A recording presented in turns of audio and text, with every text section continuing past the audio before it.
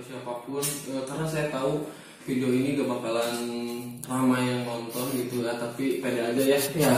Tapi saya akan mengucapkan salam terlebih dahulu. Assalamualaikum warahmatullahi wabarakatuh. Waalaikumsalam. Udah. Puji syukur semoga senantiasa terlimpahkan, tercurahkan kepada Tuhan yang telah memberikan nikmat yang begitu besar, dan juga kepada Nabi kita semua, Nabi Muhammad SAW, dengan tidak mengurangi rasa hormat kepada siapapun yang menonton ini. Semoga kalian selalu diberikan kebahagiaan dan keberkahan. Amin. Amin. Nah, buat yang belum tahu, kita lagi ada di Pluto. Ya, kita lagi ada Planet di kami adalah planet Pluto. Iya. Kita gak tinggal di bumi, kita adanya di Pluto, oke? Nah. Kalian harus tahu kenapa kita gak mau di. Langsung aja berapa dulu dong? Oh iya, kenalin dulu, nama gua Pebi Nur Salam. Nah, nama gua Pei Adarma. Ya, namanya Pei Adarma. Sorry sedikit agak berisik karena emang kita cuma pengen berkarya aja sih ya. Berkarya seadanya gitu. Gue gak mau waktu ini terbuang sia-sia, jadi gue bikin konten ya. Langsung aja buat mempersingkat waktu, kita akan membahas sedikit tentang yang sedang ramai diperbincangkan oleh warga masyarakat Indonesia Raya gitu ya, yang katanya macan tidur ataupun apa itulah, peduli amat, bodo amat. Nah gitu. Tapi ini agak sedikit sedikit menarik ya. Kita ya ada satu kasus Novel Baswedan. Lu tahu kan Novel Baswedan? Udah beberapa tahun yang kasus itu emang udah sempet rame-rame gitu ya. Dan baru tahun sekarang, tahun 2020, si pelakunya itu tertangkap dan diadili gitu. Nah, ada yang lucu nih, Ben. Menurut lu nih, lu udah tahu beritanya? Ya udah tahu kan ya. Nah gitu, cuman ini hukum yang berlaku di kita itu, dia dikasih hukuman cuma 1 tahun penjara. Menurut lu gimana nih? Coba. Tentang hukum di negara Indonesia sendiri sih, bagi saya kan udah ada peribahasa yang mengatakan tumpul ke atas, tajam ke bawah gitu. Jadi menurut saya itu nggak adil ketika misalnya si pelaku itu dihukum hanya 1 tahun. Karena kenapa saya nggak sepakat? Itu bisa dikatakan itu cacat seumur hidup. Gitu. Jadi tidak setimpal gitu, nggak setimpal dengan hukumannya ketika dia melakukan hal yang memang salah gitu kan. Terus hukumannya hanya seperti itu gitu. Bagi saya itu kurang adil gitu, hukumannya kurang berat bagi saya. Karena memang si pelaku itu membuat orang lain itu cacat gitu. Kan gitu. Jadi memang Indonesia sendiri itu bagi saya hukumnya kardil gitu, hukum kardil. Jadi hukum di Indonesia itu tidak mampu menggapai orang-orang yang di atas itu. Ketika orang yang di atas itu kan jahat nih. Nah, si hukum itu tidak bisa mengambil orang-orang yang bisa dikatakan orang-orang yang berpendidikan atau orang disebutnya orang-orang kaya gitu, orang-orang yang beruang gitu. Nah, hukum itu tidak mampu merebut orang-orang yang salah yang ketika di atas seperti itu. Iya. Emang ini gue juga sepakat tuh kalau misalkan ngebahas tentang itu ya, hukum kita itu terlalu memilih gitu. Walaupun dalam sebuah logo ataupun simbol hukum itu kan ada Dewi gue lupa, yang matanya ditutup dan tangannya kayak gitu kan, kayak gitu ya. Otomatis mungkin interpretasi dari itu jangan melihat, jangan memandang siapa-siapa gitu. Di depan hukum semua sama, tapi itu bullshit mainnya, ya gak sih? Maksud gue, jadi si hukum itu berlaku buat rakyat-rakyat yang di bawah aja gitu. Ya walaupun emang diadili, cuman masa hukumannya kayak gitu. Gitu kan?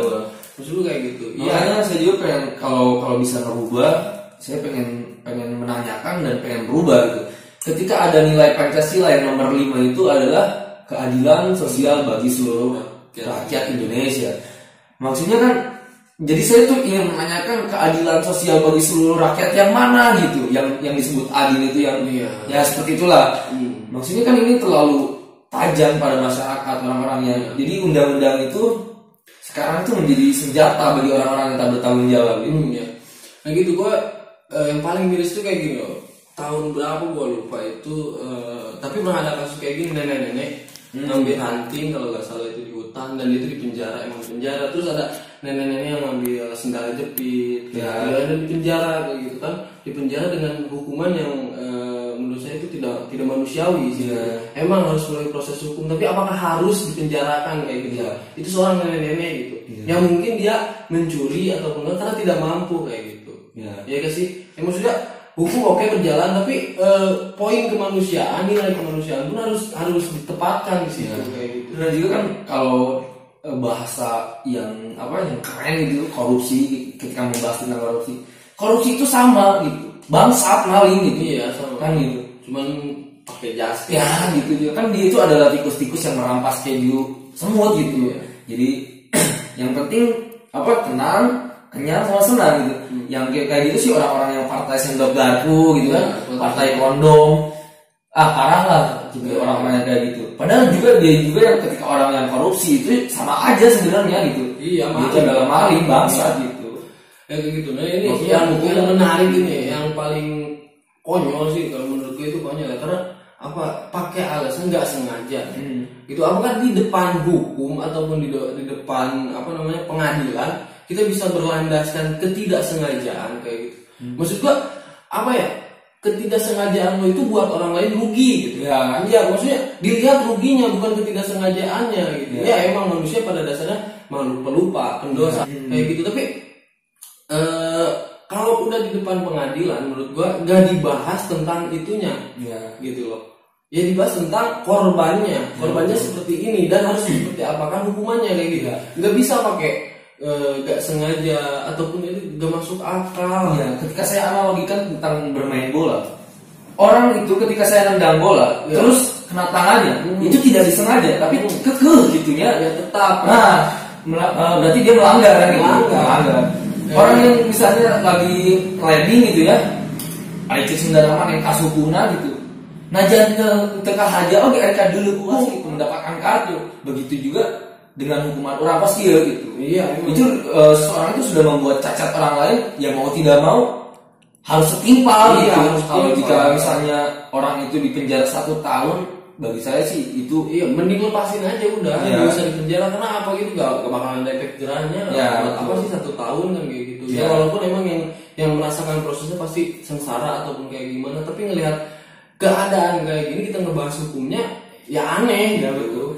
Aneh gitu. Itu bakal jadi tren baru ntar. Tren barunya kayak gimana? Misalkan orang ngelakuin kejahatan dan karena udah tahu itu bahasa ketidaksengajaan itu bisa meringankan hukuman, ya mungkin aja penjahat akan menggunakan yang seperti dia contohkan karena ketidaksengajaannya kayak gitu kan. Maksudnya dia itu mau seorang public figure ataupun apa kayak gitu udah mencontohkan kayak gitu, ya mau tidak mau masyarakat pasti mengikuti. Iya kan kayak gitu. Maksudnya ya seiring berjalannya waktu hukum kita bakal hancur men. Walaupun emang sekarang keadaannya udah gak baik lah gitu. Maksud saya ketika misalnya melakukan sebuah kesalahan atau memang tidak disukai gitu, mau sengaja atau tidak sengaja dia melakukan kesalahan. Dia melakukan kesalahan. Cuman ya harus gitu. Ketika misalnya dia nggak sengaja tapi orang itu mati misalnya, mau tidak mau kan dia itu harus bertanggung jawab. Mau dia secara materi atau misalnya secara fisiknya dia di penjara dan lain sebagainya, ya harus setimpal gitu. Kan bisa aja kita bawa motor nih nggak sengaja ada orang yang nyebrang, kita kita nabrak kan gitu. Kan mau nggak mau saya harus tanggung jawab gitu. Siapa sih yang mau celaka kan di jalan kayak gitu. Tapi saya harus bertanggung jawab gitu kan. Kalau puasa gue diajarin sama orang tua kayak gini. Minta maaf yang paling bagus itu adalah bertanggung jawab. Itu minta maaf yang paling bagus. Jadi contohnya kayak gini, misalkan cover body motor temen gue itu yang tadi gue pinjam rusak, gak bisa pakai maaf doang gitu. Minimal gue ganti gitu. Nah itu permintaan maaf yang paling bagus katanya gitu sih. Ya gak bisa pakai bahasa maaf ya kurangi, nggak bisa kayak gitu ya, harus lu ganti. Itu bukti lu minta maaf yang sebenarnya gitu, nggak cuma di mulut aja kayak gitu sih. Nah yang paling lucu itu kayak gini loh, kemarin kan sempat viral ya, ada komedian komika yang ngebahas tentang kasus ini gitu dan tawalnya itu warganet atau siapalah itu gak tahu suruhan siapa gitu disuruh menjatuhkan dia, padahal dia udah pakai argumen atau logika jalan berpikir yang bagus kayak gitu. Dia real gitu. Dia ngebahas tentang gravitasi kayak gitu kan, masuk akal. Ketidaksengajaan itu masa bisa ke atas kayak gitu kan, bisa nyemprot ke muka gitu ya. Dan gravitasi itu lo tau lah cara main gravitasi itu, pasti yang jatuh itu mesti ke bawah, ke atas kan kayak gitu. Nah terus warga itu gitu ada yang ngebully dia gitu. Nyampe dia kita udah tahu lah emang kapasitas orang di negeri kita yang tercinta ini emang kayaknya sih di bawah rata-rata nih. Ketika saya baca di dalam buku sejarah, di dalam buku sejarah itu mengatakan pengkhianat itu bukan dari luar kerajaan, tapi yang ada di dalam kerajaan. Sebuah pengkhianat itu. Jadi ketika saya baca buku di dalam buku sejarah itu kan gitu, pengkhianat itu bukan dari orang lain, tapi orang dalam kan gitu. Ya, makanya dari itu kan maksudnya kan ada loh yang membantah orang yang dalam kebenaran gitu. Misalnya si komika itu kan benar gitu, terus masih ada yang membantah gitu. Kan tolol bagi saya gitu. Goblok itu tolol parah gitu, nggak ada obat gitu. Manusia itu sadar tapi nggak sadar. Iya kayak gitu. Jadi manusia itu kayak gitu orang. Terus mungkin kebanyakan itu fanatik itu yang yang ngebuat cara berpikir dia itu gak jernih gitu. Dia merasa orang yang dia kagumi itu benar gitu. Ya gue mah gak ngomongin tentang personalan ya, karena gue tahu setiap orang pasti pernah melakukan kesalahan, jadi buat apa gue agung-agungin gitu. Ya kayak gitu, gue mah ambil yang ilmu-ilmunya aja kayak gitu. Kalau emang benar ya benar kayak gitu kan. Kalau salah ya salah, mau diapain lagi, orang udah salah ya salah kayak gitu, gak bisa dibela gitu. Tapi karena fanatik di negeri kita udah benar-benar aneh kayak gitu, benar-benar parah, nyampe cara berpikir dia pun dibikin pondasi berdasarkan kesukaannya aja kayak gitu. Jadi gue gak habis pikir lah ngomong kayak gitu. Ini masalah masalah pos ronda. Masalah gue tahu gitu, Novel Baswedan pasti pernah salah. Atau manusia, tapi yang sedang berlaku itu yang ini gitu. Gak usah intinya kalau di depan hukum emang hukum ini bagus, ya udah perlakukan seperti seperti namanya itu. Berarti hukum itu harus adil, harus manusiawi kayak gitu ya.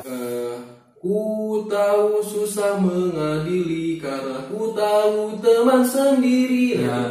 Iya, emang kondisinya emang kayak gitu. Tapi kalau sudah di depan pengadilan gitu, nggak bisa ngeliat dia temen, dia nggak bisa kayak gitu. Makanya kan kita harus profesional dalam satu bidang itu seperti itu.